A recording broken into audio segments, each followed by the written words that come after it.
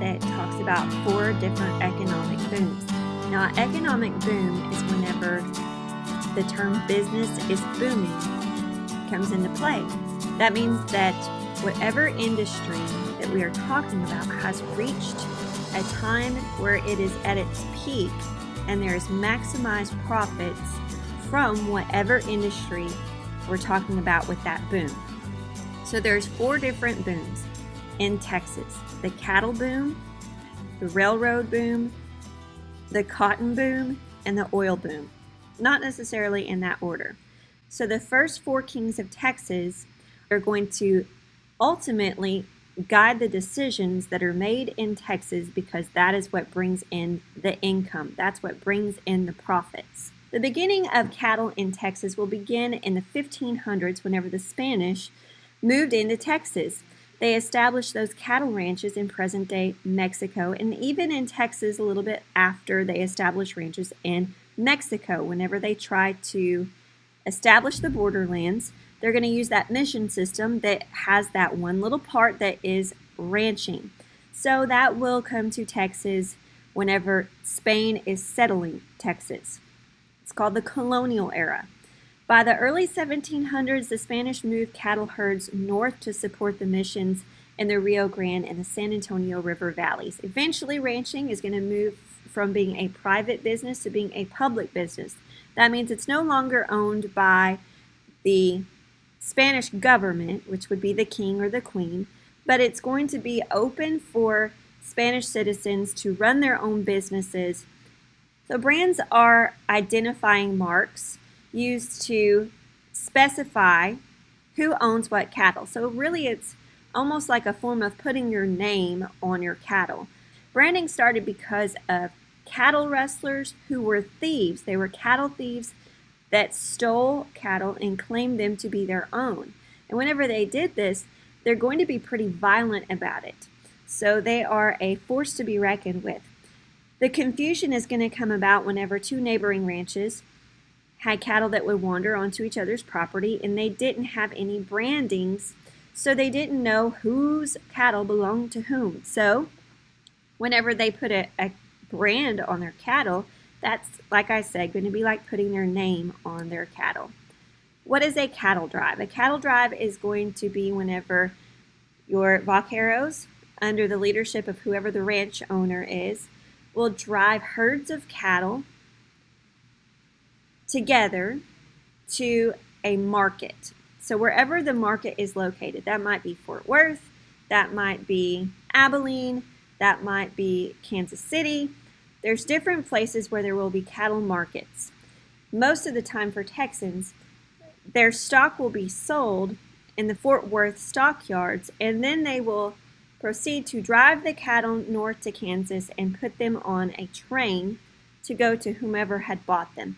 Cattle drives were dangerous due to the extreme conditions because they're out in the open. They're not staying in a hotel as they travel. They're going to be camping out on the open range as they go in several different types of environments on the wide open plains, as well as dangers from cattle rustlers, because like I said, they could be dangerous. The 1800s, after the Civil War, is whenever we're going to see the biggest economic boom with the cattle business in Texas. Texas fever is going to be another issue that these ranch owners and these people that are leaders in the cattle industry will deal with. Texas fever was an infectious disease that was first identified in Texas cattle. It's characterized by a high fever, anemia, which means your body can't hold its nutrients, and emaciation, which means starvation. Now, this disease is caused by a parasitic protozoan, and that is transmitted by ticks. So whenever the cattle would get bit by a tick, these protozoans would enter into their blood system and start to become a pest, so much so that they would be parasitic. So that means they're sucking the life out of the cattle. This disease started to wipe out the cattle industry in Texas. These ranch owners, they will start to see a new breed of cattle appear in Texas. This new breed is going to be developed whenever there is a mix between the Spanish breeds of cattle and the English breeds of cattle. So the Spanish will bring the Spanish breeds of cattle, and then those Anglo settlers, those U.S. settlers that moved to Texas, will bring in the English breeds of cattle. Whenever the breeds mix, it's going to create a brand new breed of cattle that's very well suited to life in Texas. That is going to be called the Texas Longhorn. The advantages, or the, superpowers of the Texas Longhorns are going to be that they can endure both hot and cold weather. This makes them suited for those long cattle drives. They can survive on little water. Again, that's going to make them well suited to these cattle drives. They can eat multiple different food sources, including cactus. Again, they can survive a cattle drive. They have longer legs, which makes them able to travel longer distances and made cattle drives shorter. Horns are going to protect them from mountain lions, wolves, and other predators native to Texas, and then also native to the path that they will take on these different cattle drives. And the biggest help of all, the biggest advantage, the biggest superpower for these Texas Longhorns is going to be that they are resistant to Texas fever. So they can catch it, but whenever they catch it, it's not going to be a death sentence for them. Whenever they catch Texas fever, if they get sick, it's only going to be a minimal type of sickness. They bounce right back. Ranching in Texas. So by the 1800s, ranching had taken over Texas. There was no longer really an open range type of cattle in the state because different ranches had closed in their ranch property.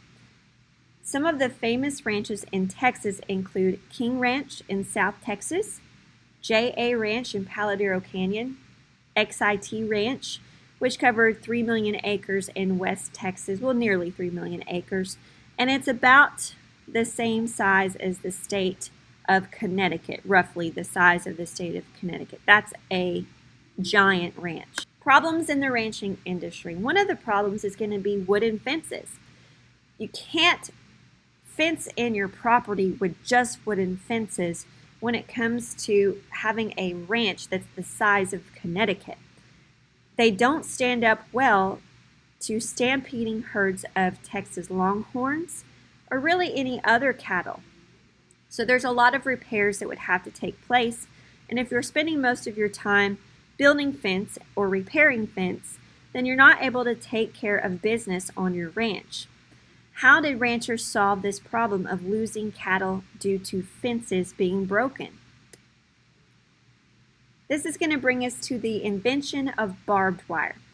A man named Joseph F. Glidden, a farmer, is going to see that there is a clear issue with fencing, not just for ranchers, but the biggest problem will actually be for farmers because these stampeding cattle are going to stampede right into their farms, into their cash crops, and that is going to make them lose profit. Glidden had problems with cattle getting out of their fence and getting onto his property because he was a farmer. Other animals like dogs, mountain lions, and coyotes were attacking his livestock and then also destroying his crops.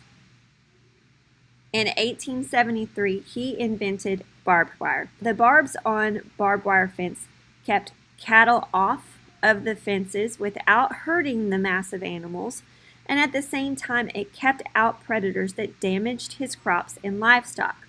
Barbed wire soon became the go-to method that farmers and ranchers chose for their fencing needs. Railroads will offer cheap, fast, and reliable transportation for the whole country. This is going to be such an added benefit. A 35-mile trip that took about 36 hours by horse would only take 2 hours by railroad. That's a lot faster whenever you're talking about transportation. By the 1870s, Texas is going to be behind the rest of the country, though, when it comes to how many railroad tracks that they have. So companies that are in Texas that have put down railroad tracks. The U.S. in the 1870s, after the Civil War, had 53,000 miles of track. In Texas, only had 470 of those miles of track. The Transcontinental Railroad.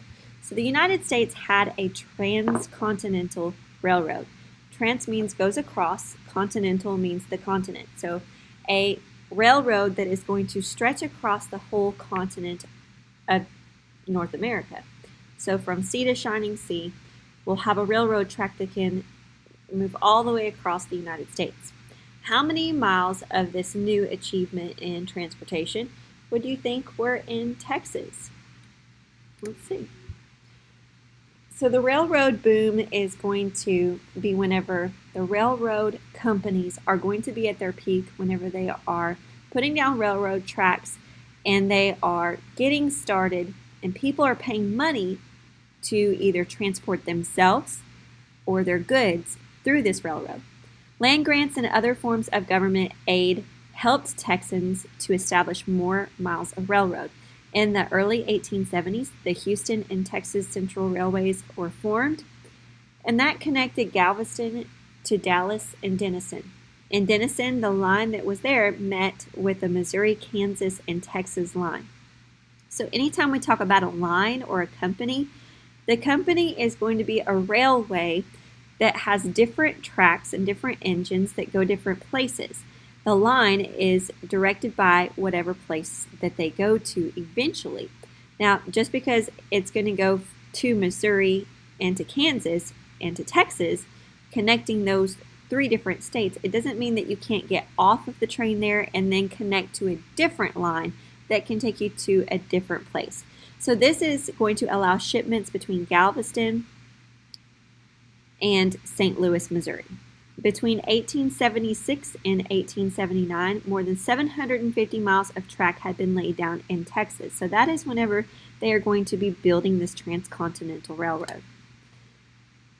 The Southern Pacific Company built a railroad line that connected Texas to California. So the first line you saw connected us to the Midwest and to Missouri. And this line is going to connect us to California. So you have different lines that are going to make it so that Texas is going to be able to be connected to many other states. The Galveston, Harrisburg, and San Antonio Railway Company built a line that connected Galveston to San Antonio. So there are some companies that are going to connect Texas to other states, and then there are some companies that are going to connect Texas inside of our state. So that's going to be interstate and then intrastate. Okay, so there's going to be a GH and SA where it says that's that Galveston, Harrisburg, and San Antonio. So the Galveston, Harrisburg, and San Antonio Railway later will connect the line that goes from San Antonio all the way to El Paso.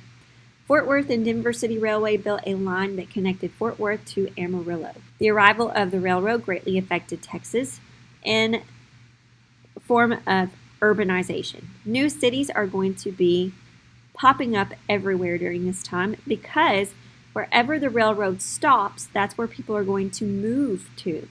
Abilene, Big Spring, Eastland, and Sweetwater are all going to be different cities that were established because of the railroad boom. Even Pittsburgh will be affected by this. Cities also grow rapidly at junctions during this time. Junctions are where you could go all 4 different directions on a map, north, south, east, and west. You could go to several different places, several different directions. It's almost like if you go to an airport now, it is a transportation hub. That's what these junctions were. It means you can go more than just one direction or 2 directions, not just north to south, not just east to west. You could go north, south, east, or west. Dallas, Houston, Austin, San Antonio, Waco, Galveston, and El Paso are all going to be those rapid junction cities. They were already big in their time. They're only going to get bigger. More urban because more people will move to those cities. Remember, urbanization has to do with building the population. Towns that did not have the railroad are often going to become ghost towns or have a diminished population. That means their population is going to decrease at a rapid rate. Jefferson is one of those cities. In 1870, it was the 6th largest city in the state of Texas. But by 1890, just 20 years later, it was not even in the top 20 largest cities in the state of Texas, because they said that they wanted to rely on their riverboats. They thought that that would still be able to compete with the railroad. And it just was not able to compete with the railroad at all. The railroad was so much faster, so much more reliable, and also so much more cost effective for its customers. Farming. So farming and the railroads are going to be a good companionship, a good partnership. Railroads opened up West Texas to farming. And you'd think it's too dry, it's too arid in West Texas to be able to farm on those high plains, but really it's not that bad. But the railroad companies are going to be able to offer a way for those farmers to get their goods to where they needed to go before they spoiled. That is going to be the difference. That's going to be the moneymaker here. Railroad companies had demonstration farms, and what these were, there were farms to demonstrate that you could be successful farming out in West Texas. They allowed for crops grown in Texas to be easily shipped to other parts of the country. So you didn't have to just sell your goods to people that were close to you or people that were in Texas. So what would be the three main advantages of shipping crops and farm goods using the railroad? Well, of course, it's going to be shortened down to those three main things, and that is reliability, affordability, and fast shipping, where it saves people time. Whenever we talk about these demonstration farms, in order for them to be successful, they have to think a little bit smarter instead of working harder. So one thing that they will try to do is called dry farming, or using terracing to keep moisture in soil. John Deere is going to invent the deep steel plow. This is going to replace those wooden plows. Windmills will be invented at this time. They will have horse-drawn plows. They'll invent two-row planters. And they will also take care of the harvesting process using threshing machines, threshers. These are machines that separate grains or the seeds from a plant from the stalk. And then we will also see the steam-powered tractor be invented at this time. Now, the steam engine had been a thing before this, but inventing a tractor that has a steam engine, that had not been done yet. Commercial farming. So commercial farming is a large-scale farm where they grow crops to sell for profit. So this is going to mean they are going to sell a cash crop. What do you think was the main crop used in commercial farming in Texas? That is going to be cotton. That's why cotton will be king at this time, because it is going to drive economic decision making in Texas. It is going to be our cash crop. The uses for cotton are, of course, fabric, and then we also use cottonseed oil for cosmetics, cooking products, and roofing materials. Now, West Texas will be able to farm, but they're not going to have the same capabilities as East Texas. Remember, that's the coastal plains. And the coastal plains is going to be our prime area for farming. So some troubles that will hit the cotton industry. Anytime that we have a boom, that is going to be part of a cycle. It's called the boom and bust cycle. There will be a peak where business is booming and it will hit the highest point that it has ever reached. People are buying like crazy and you're making money like crazy. And then it's going to kind of fall. This is the economic law of supply and demand. So the way that supply and demand works in a capitalist system is if the demand is higher than your supply, that means the want for that item is higher than the amount of items you actually have, then your price is going to rise. That's whenever you will be able to see a boom. If the supply is higher than the demand, that means the amount of that item that you have is more than what people want to buy, then the prices will fall. So let's just make cotton our product here. So if the demand, the want for cotton is higher than the amount of cotton that we actually have, then that means you can sell that cotton for quite a bit of money. If your supply of cotton is higher than the want or demand for that cotton, then you have to lower your prices just to get people to buy it. That way you don't have an oversupply, an overstock of cotton that you won't be able to get rid of. The boll weevil is going to be another problem that we will see in the farming community. A boll weevil is a type of beetle that infested the cotton fields in the Rio Grande Valley, and it is going to eat the hull of the cotton and really ruin it. It's going to eat it before it can mature and actually become a fluffy cotton ball. And eventually these beetles are going to spread to the rest of Texas. All right, so other leading industries during this time, some things that will be invented. There's going to be a new invention called the telephone. Other leading industries will be flour mills, where they will take those threshing machines and they will separate the hull or the seed from different grain type plants, and then they will send it off to a flour mill where they will grind down that seed or that grain to make flour. There will also be lumber mills where they process lumber. Our area in East Texas is going to be known for yellow pine. So we will have a really big lumber industry where we live in the Piney Woods subregion of Texas. So lumber mills will make us quite a bit of money. Meat packing plants. There's also going to be a demand for coal mining because a lot of these different industries are going to run on coal, the search for oil. So in the mid-1800s, scientists developed a substance called kerosene. Kerosene was a new form of fuel for lanterns that could be made from coal. Now, coal is a fossil fuel, and so is oil. So they're derived from the same thing, which is going to be a petroleum type product. So what is the common name for petroleum? Well, that is oil. Petroleum is the dark, thick, liquid fossil fuel that is commonly known as oil. So if we're talking about solids and liquids, then petroleum will be the liquid fossil fuel, and coal will be the solid fossil fuel. Fossil fuels are whenever different living organisms die, and then over time they are broken down. So as they are broken down, most of the time they are going to be pressed underneath earth, and they're broken down, and as time goes by, those remains will be pressed and pressed and pressed and put under pressure. Derricks are going to be towers that support oil drilling for equipment.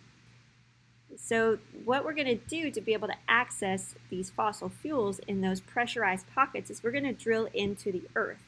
The only problem is because so much pressure is built up and because you are drilling into the earth, the drilling equipment is going to need support, and that's what a derrick is. A refinery is a factory where you take the crude oil, that is the oil that is underneath the ground, that is not filtered yet. So if this fossil fuel, this liquid form of fossil fuel, is underneath the ground, that's going to mean that different parts of the earth, different types of soils, are going to be pressed into this liquid form of fossil fuel. That's why it's going to look like it's black bubbling goo bubbling up from the ground, where there are pressurized pockets of it where it's just coming up out of the ground. So it needs to be refined. That's what a refinery is. It's a factory where you take crude oil, which is the oil that's straight from underneath the ground, and they put it through a refining process to clear out all of the impurities from the oil, take all of the different soils and different bits of earth that are in that oil, and clean it all out. That way you can use it to make a product where you can use it to burn in order to create energy. If this is going to end up becoming a valuable market, what are they going to use it for? Patilla Higgins, he was a brick factory owner. He believed that there was oil located underneath a salt dome right outside of Beaumont, Texas. In June of 1900, Higgins' drilling crew began to drill at a salt dome, which was called Spindletop Hill. They were able to drill at a depth of 575 feet, and whenever they hit 575, traces of oil were found. They're going to see signs that there is oil in a pocket underneath the earth here. But the equipment wasn't strong enough to continue, so they're going to have to find a way to get new types of equipment that can drill further into the ground. With new investors, Higgins was able to purchase new equipment that could drill up to 1,500 feet into the earth. Higgins, whenever it says that he found new investors, that means he had to go door to door and tell people his idea to go and drill in this one spot, and they needed equipment to drill further into the ground. He then would ask them to invest in his company, which means he asked them for money, and in return, he would give them a portion or a percentage of whatever money he made from his experiment here. So if he's trying to drill into the ground, if he's successful, whoever gave him money to begin with, he's going to have to give that money back, and then sometimes maybe then a little bit more. Higgins is going to end up having to get a permit in order to drill, and he's going to get a permit that allows him to drill down to 1,200 feet. So that's 1,200 feet into the surface of the earth, into the ground. After passing the 1,000 foot mark, there was no more signs of oil than what they've already seen. After he passed the 1,100 foot mark, still nothing. After they hit the mark of 1,139 feet, the ground begins to shake violently, and everyone that is on this crew, that is on the drilling crew and on this derrick, are going to run. They're going to abandon the derrick because they think that they have just caused an earthquake because the ground is shaking beneath them. They're going to escape the derrick, and as soon as they do, a giant plume of oil will shoot into the air that could be seen from over 10 miles away. So if you're watching this and you are from my school, then that means that you could see this oil shooting into the air from our school to the Walmart. If you were standing in a Walmart parking lot and where they were drilling was where our school is right now, then you would be able to see it from the Walmart parking lot. For the next 9 days, 800,000 barrels of oil shot out into the air out of this well that's underneath the ground. So out of this pocket, that's what the well is. It's a pocket of oil underneath the ground before they could even control it. So they finally get it under control. And whenever they do, while it's still running as an active oil well, whenever they are going to be pumping oil from Spindletop, it produced 155,700,000 barrels of oil. That's about 6,539,400,000 gallons of oil. Since 1901, Texas has been the leading producer of oil in the United States. The Texas Railroad Commission is the governing body that is in charge of regulating where people can drill and how much people can drill. And it also will regulate the process of things. So the production of oil, whenever you refine the oil, whenever you put it out on the market, they are going to be in charge of oil in the state of Texas. That leads us to this oil business. There's two different ways that oil will run. It can run in two different types of integrated businesses. It can be something called vertical integration. Vertical goes up and down.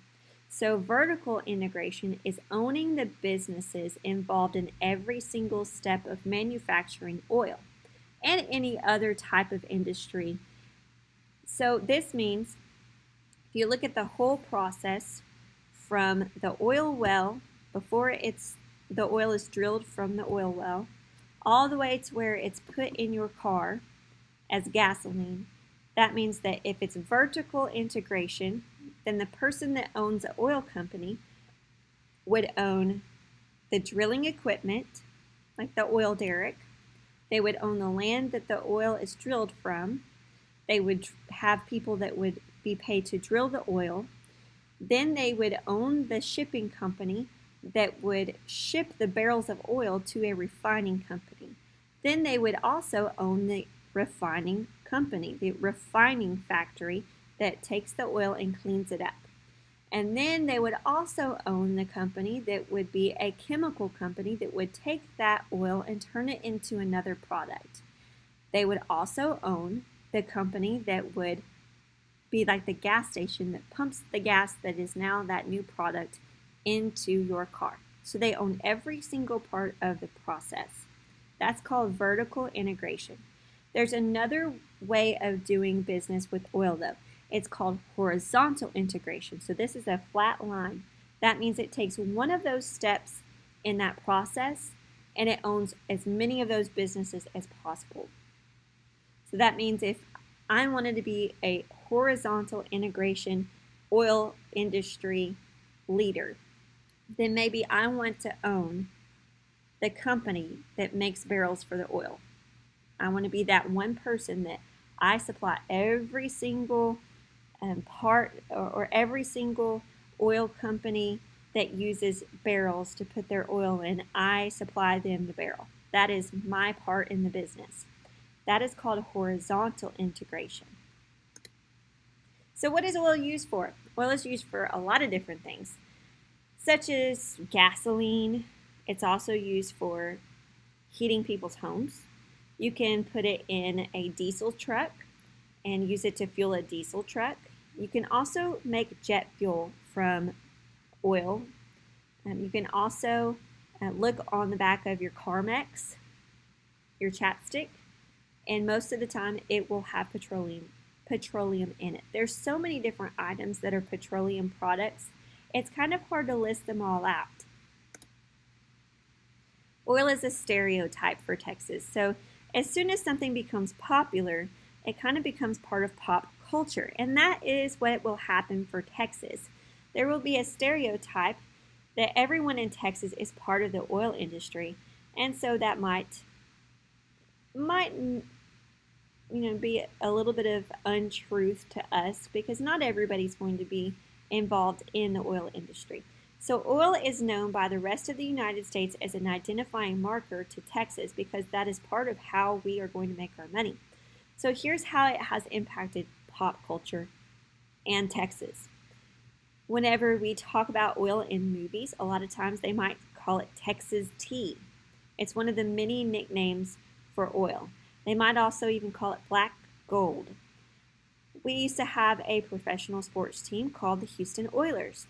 And then, of course, there was a TV show called Dallas that ran from 1978 to 1991. And then from 2012, I think that they've already stopped airing the newest version of Dallas. But Dallas was a TV show that was all about this family that owned an oil company.